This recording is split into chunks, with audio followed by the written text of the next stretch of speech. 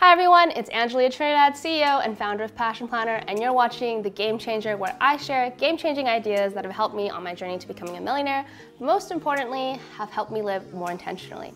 So today's video is on burnout. Burnout is something that I face all the time, and from being an overachiever in high school to just having really high standards for myself always, and also running this business for the past 5.5 years, I've really had to come to terms with burnout and come up with systems and methods of how to prevent it and also how to deal with it. So that's what I'm sharing with you today, my top 5 tips on how to prevent burnout.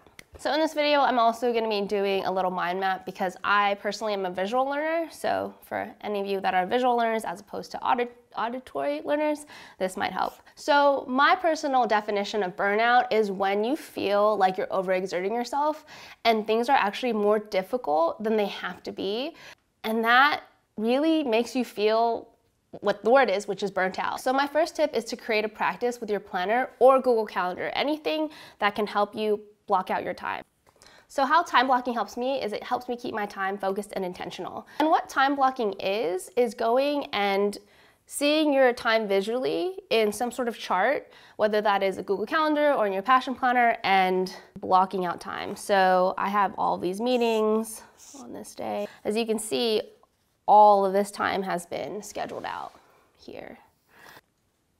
From when I wake up at 6 in the morning until I finish my escape room at 9:30 p.m., my time has been already effectively blocked out.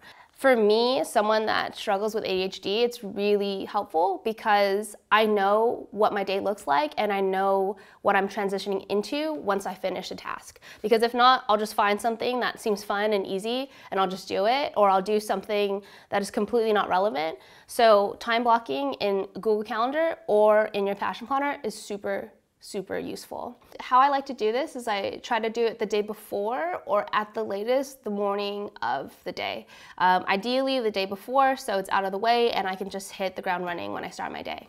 So my number 2 tip is to make a list of things that can help you recharge. So these things should be things that nourish you, and you should have this list ready on hand. So if you have a free evening, then you can schedule something that you like to do. So for example, for me, my default is doing an escape room because it's fun and it's challenging, but at the same time, it's a way for me to get out of the house, to spend time with my friends, and do a challenge that's not related to work. And my brain really likes to work, but this is in a fun, playful way. So some suggestions I have here is to schedule me time or relax time and actually block this time out. I think that's very important. You can't just say, after work, I'm gonna do something for myself. Well, schedule that 2 or 3 hours to dedicate to yourself and treat it like an appointment that you'd have with your doctor or dinner that you'd have with your friend, and really respect that time. So the third tip is to exercise. And I know that most people are like, exercise, I know I should be doing it, but I don't want to do it. But something that has really helped me keep some sort of exercise routine is just by walking. I actually have a treadmill desk where I have like a little treadmill that I walk on in the morning, usually for 20 or 30 minutes as I'm answering emails, and that's super easy and I'm not detracting from my work or whatever. I also walk my dog. I also play fetch with my dog. Walking doesn't have to be challenging. You can listen to an audiobook, you can talk to a friend. Moving your body is really helpful to prevent burnout because, I mean, science, endorphins, etc., just getting some sort of movement, getting out in the sun, so helpful, and it really helps me personally, like, not get burnt out. Sometimes we'll be in the office and someone will say, hey, does anyone want to go on a walk? And there'll be like 10 of us going on a walk for like 15 minutes altogether. So that might be something that you want to work into your work schedule, but I think that there's no excuse to not find some time to walk or some sort of exercise. So tip number 4 is finding ways to add more joy into your life.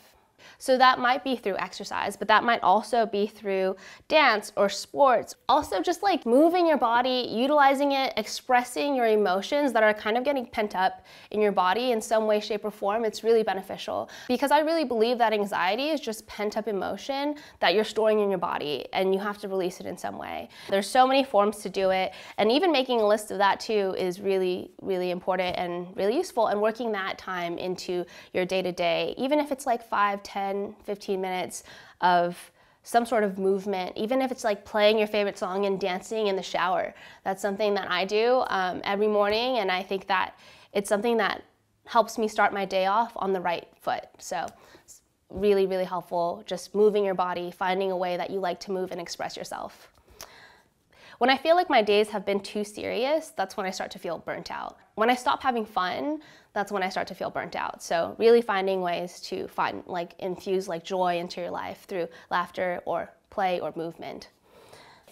Number 5 is to plan at least the first 15 minutes of your day. The reason why this really helps is because I've found that if I don't have a plan or some sort of morning routine, then I will just check my social media, I will check my email, I will check literally all the platforms that I have and exert all of this energy into keeping up with things. And I found that if I have a schedule or a routine where in the first 15 minutes of my morning, I go and I take my dog out and I feed her, and then I go straight into meditation after that.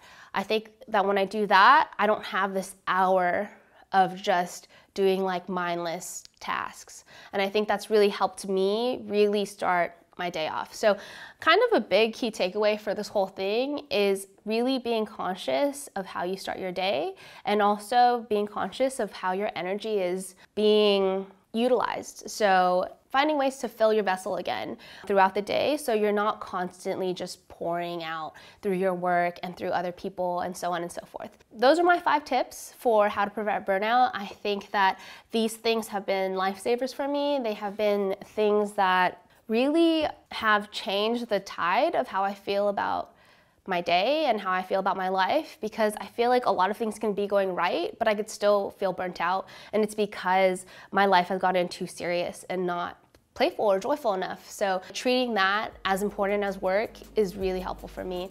So hopefully you like these tips. If you like this video, please subscribe. Also like this video. We work really hard to bring videos to you every single week.